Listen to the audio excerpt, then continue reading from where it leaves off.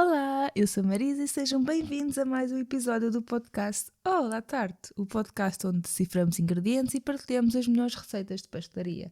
E como diz no título deste episódio, o assunto é claras em castelo, também conhecidas como claras em neve, por isso vamos começar.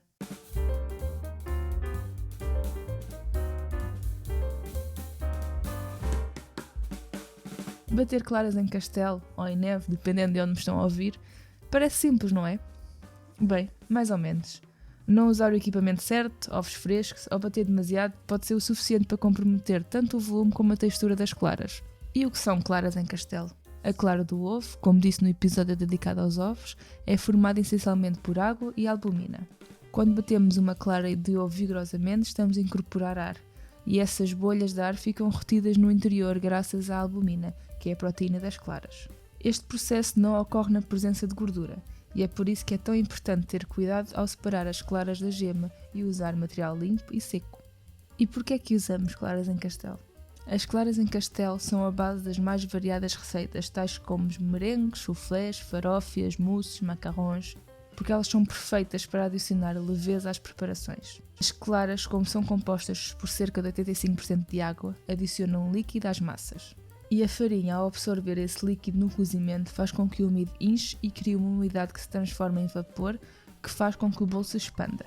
Este vapor age como um fermento e é por isso que em algumas receitas de bolos onde incorporamos claras em castelo, não adicionamos fermento, como no pão de ló, por exemplo.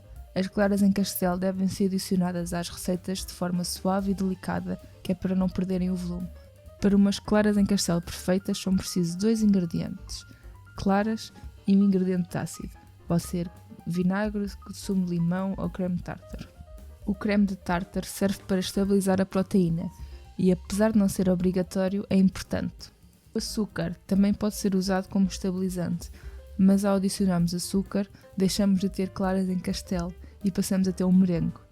O creme de tártaro ou cremor de tártaro, que é a mesma coisa, pode ser substituído por umas gotas de sumo de limão ou umas gotas de vinagre branco, pois fornecem a mesma acidez. O creme de tártaro é relativamente fácil de encontrar à venda em grandes superfícies comerciais ou em lojas especializadas de pastelaria.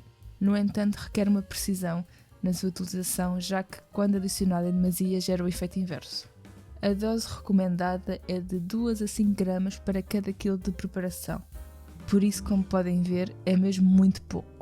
O creme de tártaro, para além de ajudar a estabilizar as claras em castelo, ajuda a obter uma espuma mais firme, macia e elástica, o que permite que ela se estique e inche mais durante o cozimento, obtendo assim soufflés mais altos no forno, por exemplo. Ele também impede que o açúcar cristalize em receitas de glacês, coberturas e xaropes.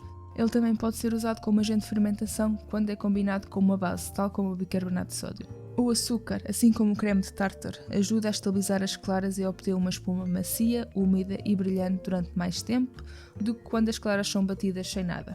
O açúcar é preciso para que as claras se transformem em merengue. Neste caso, o ideal é usar um açúcar granulado fino para que ele se dissolva mais depressa. É recomendado adicionar o açúcar quando as claras já estão ligeiramente batidas. Se o açúcar for adicionado logo no início, as claras vão demorar mais tempo a montar e o volume obtido vai ser inferior. E é importante bater as claras até que o açúcar esteja completamente dissolvido. Para verem se as claras já estão boas, basta esfregar um pouco das claras batidas entre os dedos. O objetivo é já não sentir os cristais de açúcar. A quantidade de açúcar necessária varia entre os 20 e os 50 gramas por clara, dependendo do tipo de merengue, mas isso fica para outro episódio. Separar a clara da gema é algo que temos que fazer quando a receita pede claras batidas em castelo, ou quando precisa apenas das claras, ou apenas das gemas. E é mais fácil separar a clara da gema quando o ovo está frio, pois a clara está mais viscosa e a gema corre menos o risco de romper. Se precisarem de separar claras das gemas de vários ovos, aconselho que o façam um por um e em uma taça separada, porque desta forma, se uma gema romper ou um ovo estiver estragado, há menos desperdício. Também é importante colocar as claras para bater numa taça limpa e sem qualquer vestígio de gordura, nomeadamente gordura da gema, nem de casca de ovo. Qualquer vestígio de gordura pode impedir as claras de montarem. É por isso que muitas pessoas esfregam limão na taça onde vão bater as claras. O limão, para além de ajudar a limpar vestígios de gordura, vai, como eu já disse lá atrás, ajudar a estabilizar as claras.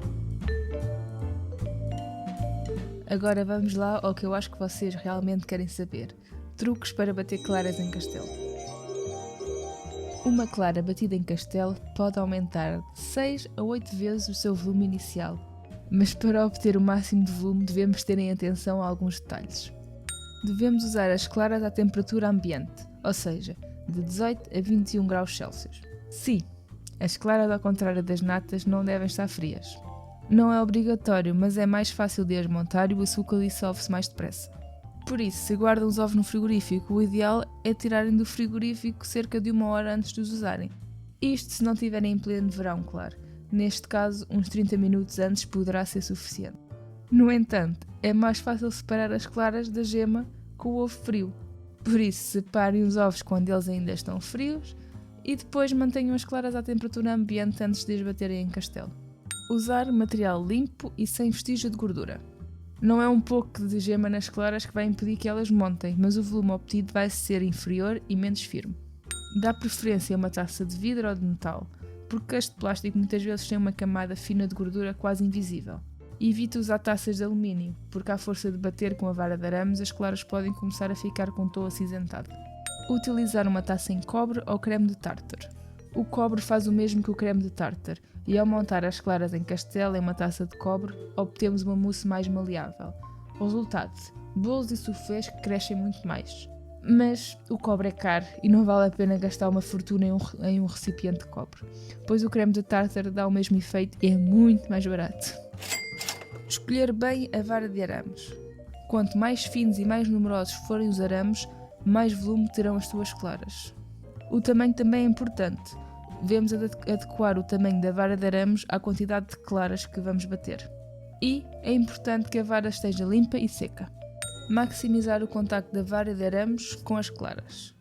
Uma clara no fundo de uma taça grande não é de todo indicado porque vai ser muito mais difícil de incorporar ar. Pode-se usar tanto a batedeira como uma vara de arames, não há diferença no resultado final, mas a vara de arames exige mais esforço físico. Bater a uma velocidade média. Devemos começar a bater lentamente para quebrar as claras, aumentando depois para uma velocidade média baixa quando estas se tornam espumosas. Desta forma, as bolhas de ar obtidas são mais pequenas, numerosas e estáveis do que quando batemos a uma velocidade rápida. Evitar bater demasiado. A consistência que procuramos é a mesma de um creme barbear. Queremos formar picos que se curvam ligeiramente quando levantamos a vara de arames. Se conseguirem virar a taça das claras sobre a vossa cabeça e estas não caírem, muito provavelmente estão demasiado batidas, e não é isso que procuramos. Usar as claras em castelo imediatamente. Mesmo depois de pararmos de bater as claras, as proteínas continuam a reagir, principalmente se não foi usado nenhum estabilizante, como um creme de tártaro ou um açúcar. Umas claras batidas demasiado cedo correm o risco de ficar com uma textura grumosa, perdendo assim a sua suavidade. Ao bater as claras em castelo, elas passam por 4 etapas: espumoso, picos moles, picos firmes e excessivamente batidas. Na fase espumosa, as claras ainda são essencialmente líquidas, as bolhas de ar são grandes e a espuma é amarelada e transparente. É nesta etapa que devemos adicionar o creme tártaro. Quando atinge o ponto de picos moles, as claras já ganharam bastante volume, a espuma é branca, brilhante e as bolhas de ar são minúsculas. Este é o momento de adicionar aos poucos o açúcar. Quando levantamos a vara de arames, as claras formam picos moles que se curvam levemente. Quando atingimos o ponto de picos firmes, ou ponto de neve ou ponto de castelo, a espuma é firme. As bolhas de ar são tão pequenas e apertadas que quando levantamos a vara de arames, as claras formam um pico erete que não curva. Nesta fase, as claras já atingiram o seu volume máximo. Devemos parar de batê-las imediatamente e utilizá-las o mais rápido possível.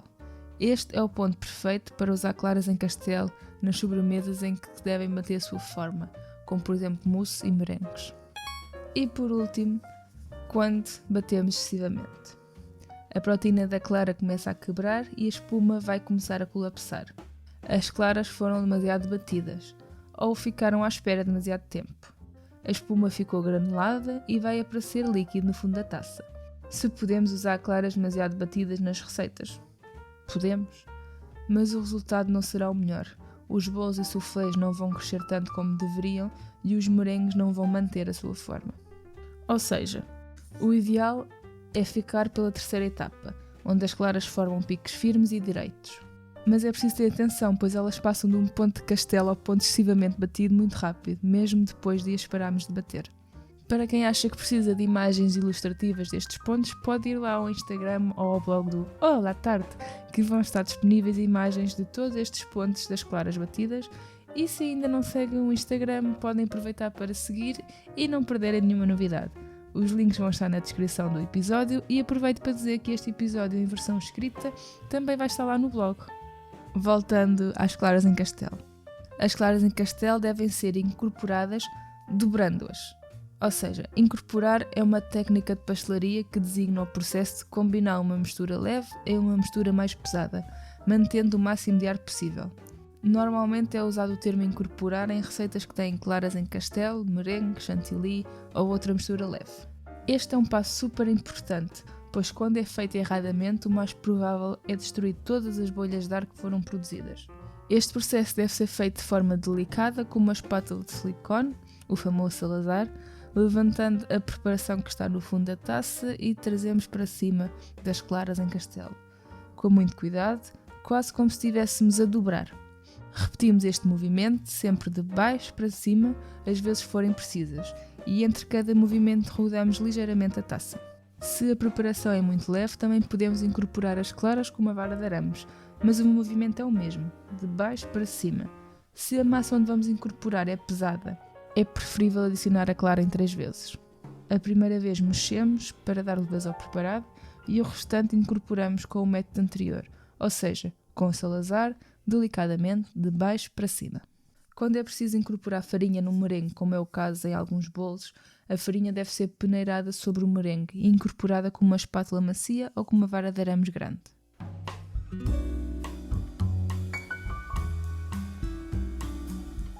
E porque errar é humano e ninguém é perfeito, vamos à parte do episódio onde eu dou soluções para os vossos problemas. As claras não montam. Pode existir pouco contacto entre a vara de arames e as claras, ou seja, ao bater não é incorporado ar suficiente. A solução pode passar por usar uma taça mais estreita, mais pequena, ou até mesmo um copo medidor, se for mesmo pouca quantidade. Isto se estão a bater as claras à mão ou com uma batedeira de mão. Se a vossa batedeira for daquelas fixas, experimente levantar ligeiramente a taça para ajudar na incorporação de ar. Também pode-se dar o caso de as claras não montarem por haver um pouco de gema nelas.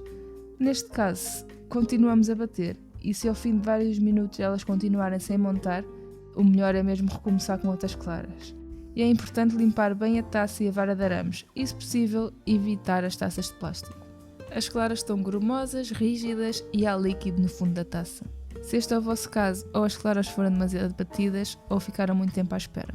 Não é preciso entrar em pânico. Dá para salvar. Basta adicionar uma clara de ovo e bater de novo. A espuma será idêntica, quase como se não tivesse passado nada. Na próxima vez, o ideal é adicionar creme tártaro ou sumo de limão para ajudar na estabilização da espuma e bater apenas no momento que as formos usar. E por último, mas não menos importante, caiu um pouco de gema nas claras. Nada de pânico, usa um pedaço da casca do ovo ou a ponta de uma folha do rolo de cozinha molhada para tirar o pedacinho que caiu. Mesmo que não consigas tirar completamente, tenta batê-las em neve.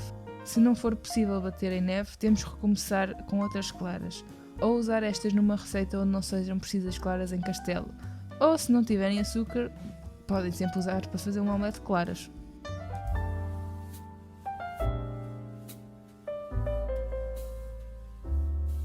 E é isto. Se tiverem alguma dúvida, crítica ou sugestão, podem enviar mensagem pelo Instagram ou por e-mail. Todos os links vão estar disponíveis na descrição do episódio. Se gostaram, não se esqueçam de seguir, comentar e recomendar este podcast aos vossos amigos. Se não gostaram, mandem um link do episódio para aquele vosso amigo chato.